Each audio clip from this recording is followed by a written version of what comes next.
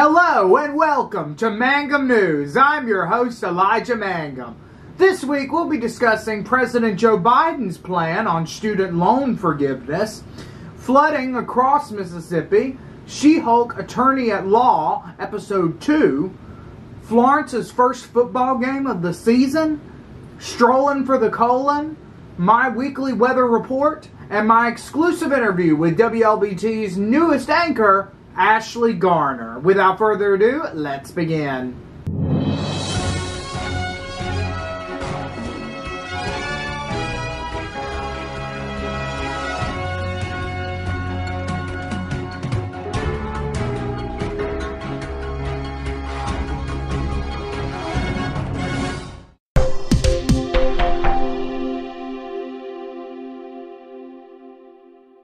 President Joe Biden announced on Wednesday that the Department of Education will provide up to $20,000 in debt cancellation to Pell Grant recipients.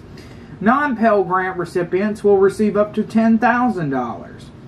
To receive these benefits, you must have an individual income of less than $120,000 a year or less than $250,000 for married couples. The pause on federal loan repayment will be extended one more time through December 31st, 2022.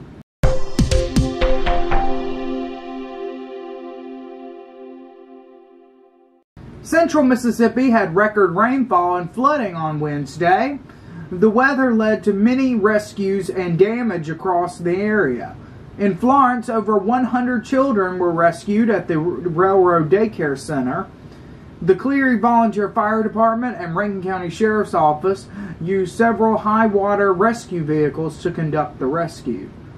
In Brandon, dozens of residents at the Peachtree Village nursing home were evacuated to a Rankin County safe room, holding onto a rope waist-deep into the floodwaters. On Saturday, Governor Tay Reeves declared a state of emergency as the Pearl River was expected to crest by Monday morning.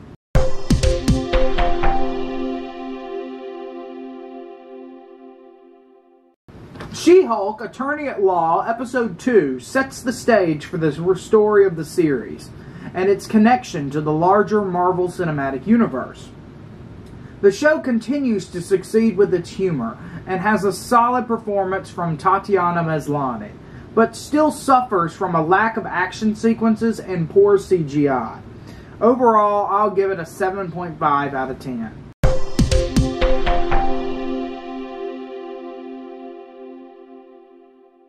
The Eagles left their first game of the season confident with a definitive 42-7 victory. Next week, Florence will face Richland at Brandon on Thursday.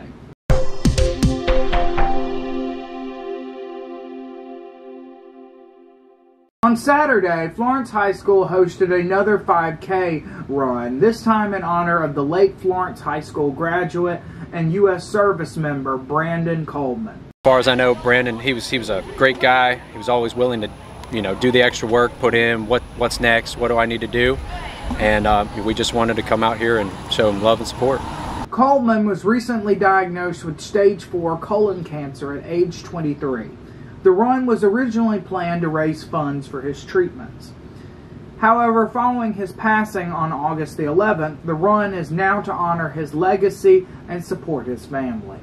At Florence High School, Elijah Mangum, Mangum News.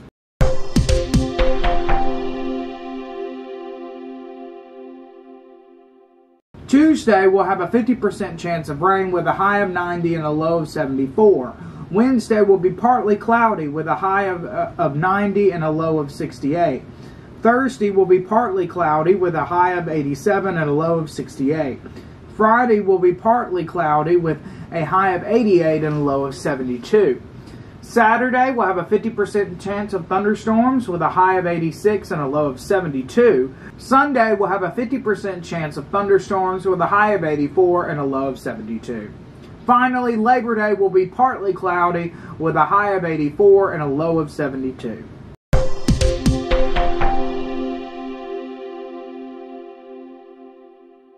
First, I want to talk about how is the first, maybe month of your new job as a noon news anchor now. I know you've been a reporter for a while, but kind of talk about this new current fuller role with being a news anchor. So now I am the anchor for the 4:30 a.m. morning show on WLBT and the noon show, weekday noon show. So it's still the same shift, and I'm enjoying that because I am still on the same shift, possibly maybe moving to more later morning shift, going in a little later in the morning. So I wouldn't be participating in the morning news hour, maybe in some of the evening newscasts. But right now, I'm going to stay on the morning show. I'm enjoying it so far. The good part is, as I said, I don't have a different shift, so I don't have to get adjusted to a new shift. I am spending more time now in the studio and in the station, which, most people have seen me out in the field, out in the elements and, going out and about in different stories. But this new role gives me more of an opportunity to be in-house and to tell more stories, a more variety of stories as an anchor, instead of just that one story as a news reporter. And so, this is definitely a growth opportunity for me in this field and in my career. I'm very thankful to be able to now have my own show and be able to anchor, my own shows. And so, I really have enjoyed this last month, I guess you can say, the last month or so. I did a lot of filling in on pretty much all of the shows at WLBT prior to being offered the morning newscast and the noon. So I already kind of had a feel of the 4:30 a.m. It's very early in the morning. So I didn't really have to get used to those early morning hours because I was already used to getting up that early in the morning. But now, since I'm actually starting earlier, the shift is still the same, but I'm on air earlier. When I was reporting, I started reporting at 5 a.m. So now I'm on at 4:30. So it's a little bit more making sure that you're ready and prepared, more so than it was before reporting. But still, I enjoy it. And I'm just looking forward to, more growth opportunities at WLBT. And so what has, can you kind of describe a little bit of your career that's led up to this moment? Okay. So I started at WLBT almost 15 years ago. This year. So in October, I will be celebrating my 15-year anniversary. I started out as a producer. When I went to school, college, I did not have any, I didn't think that this is where I would be today. When I started college, I wanted to be a lawyer. And so I went in majoring in pre-law and political science. And I took a couple of classes and quickly realized that this was not for me.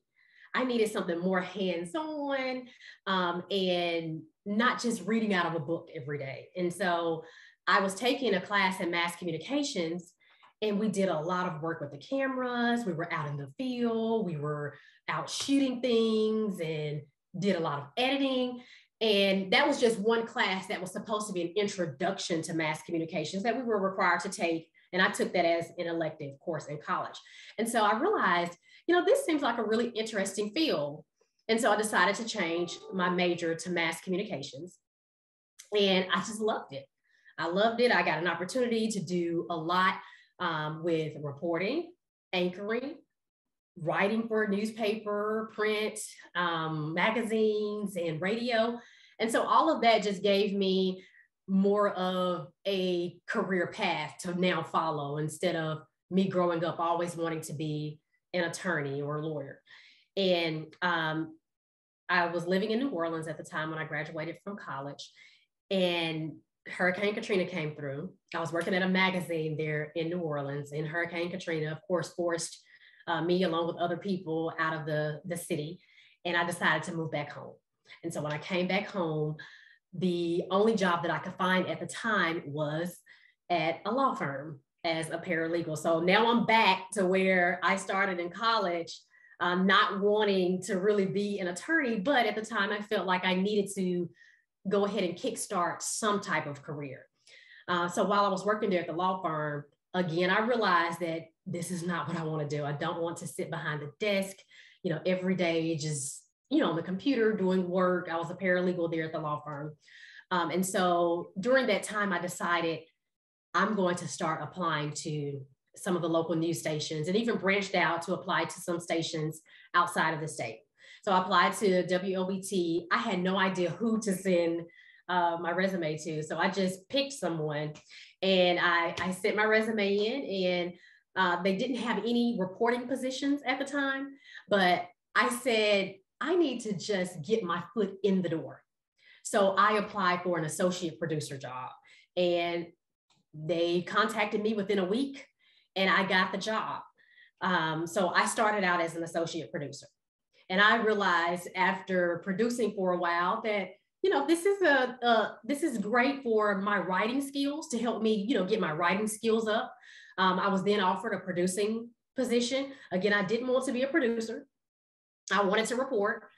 So I said, I'm here. I'm at WLBT. I'm at the #1 news station. I'm going to continue to work hard as a producer, and hopefully one day I will be able to get what is now my dream job as a reporter. So I continued to work, and I was not offered a reporting job until Fox 40. At the time, WLBT and Fox 40 were not merged as we are now. So Fox 40 had their own, they were on their own down in South Jackson. And I just decided, they had a reporter job open, and I decided to apply at Fox 40, and I was offered a multimedia journalist job, which is the reporter, photographer, and editor all into one. So I took that job, and that's how I became a reporter. So I worked at WLBT for 4 years reporting, and I was finally, producing, and I was finally offered the reporting job at Fox 40. And about 9 months after being at Fox 40, they announced we were merging with WLBT. And so I ended up going back to WLBT. And one thing I will say is, this is to anyone, even if you're not in the mass communications or, media field, any job that you're on, you shouldn't burn your bridges, because you never know who within that job that you may see. In my situation, I had no idea that Fox 40 and WLBT would merge. And so because we did merge together, I had to reapply at WLBT with the same managers that I had just left several months ago. I had just left to go somewhere else, and thankfully I left on good terms. I didn't leave and say, I don't want to be here no more, I'm not reporting. I left. I was thankful that they had given me that opportunity to learn how to write, to produce, and just learn the whole field of news. And I was given that opportunity by WLBT. And then now they're giving me another opportunity to come back when we merge with Fox 40 merges with WLBT. So I came back. I did a little bit more producing when I came back. And then I started reporting again, maybe 2 years after we merged. So after reporting for about 6 years, I did a lot of fill-in anchoring, as I told you. And finally, the position came open for a morning anchor and the noon anchor, and I was offered that position. And I will say, all of what I did prior to becoming an anchor, the producing, all of that really prepared me for where I am now. Each job up until where I am now prepared me. The writing as a producer prepared me to be a reporter, and the reporting prepared me to be an anchor. So that's how I ended up becoming an anchor at WLBT. What can you describe in the best sense of what does a day in the life of Ashely Garner look like? Ooh. A day in my life starting that bright and, well, I don't even want to say bright and early, that dark and early in the morning. Lots of coffee, I will say, is a day in the life of Ashely. But I really don't have as far as getting the right amount of sleep to get up this early and get my day started. I'm not getting the right amount of sleep. I'm still figuring that out. I think you never get used to working an overnight or early morning shift that we work. because your day really starts at about 2 a.m. Because to be prepared to be at work and ready to go at 4:30 a.m., you got to get up a couple of hours early. So even though we start at 4 a.m., our day actually starts much earlier in getting prepared to be there. So starting out early that morning, I get up, have to make a cup of coffee to try to get everything going. But once I'm going, I'm ready. Then reading scripts once I get into work. And then after that, I typically will go out and cover a story or pick a story in-house where I'm in the studio doing a story. And then I prepare myself for the noon show, reading over scripts for noon, helping the producer if we need anything new for the noon show.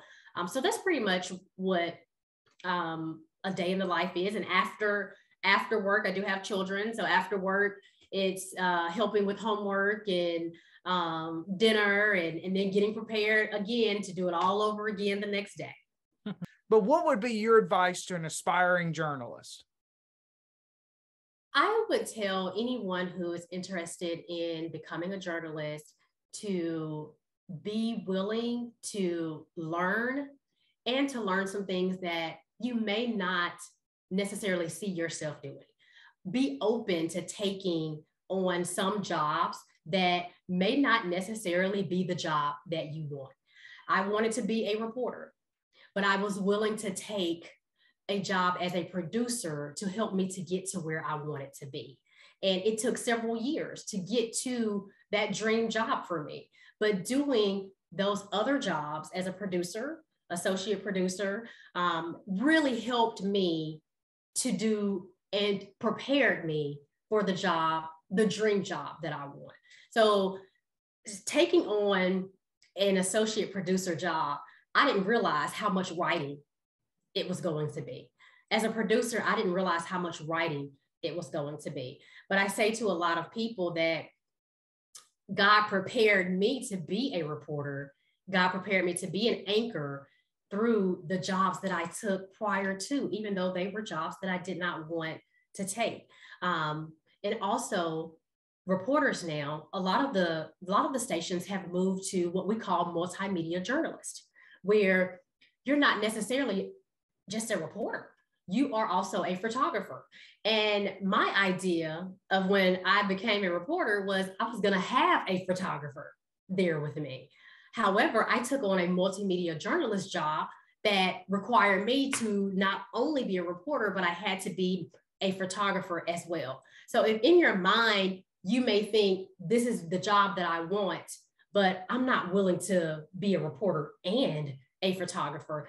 That's what the industry is moving to, but you're still getting that opportunity to be a reporter. You just have to learn another job in order to do what it is that you may want to do. So just be open to other positions, because you never know how that position may open another door for you to get to where you really want to be. And sometimes we have in our mind the career path that we want to take or the path that we're going to take. But sometimes we may have to veer off of that path a little bit to get to where you want to be.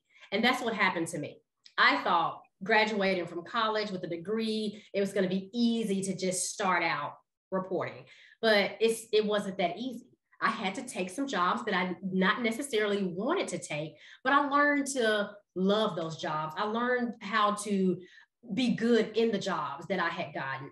And your hard work is, hopefully wherever you're working, that hard work will pay off and you will be recognized, and your bosses and others will see that, hey, she's worked hard in the position that she has. Let's try to help her grow and get to where they need to be. So definitely use other positions, even if it's not what you want, to grow and get to where you really want to be. So just be willing to learn and take on some things that will help you grow and become whatever it is that you desire to be in your career. That's all we have for this week. Make sure to like, share, and subscribe on YouTube, Facebook, and Twitter. Thanks for watching, and we'll see y'all on Labor Day.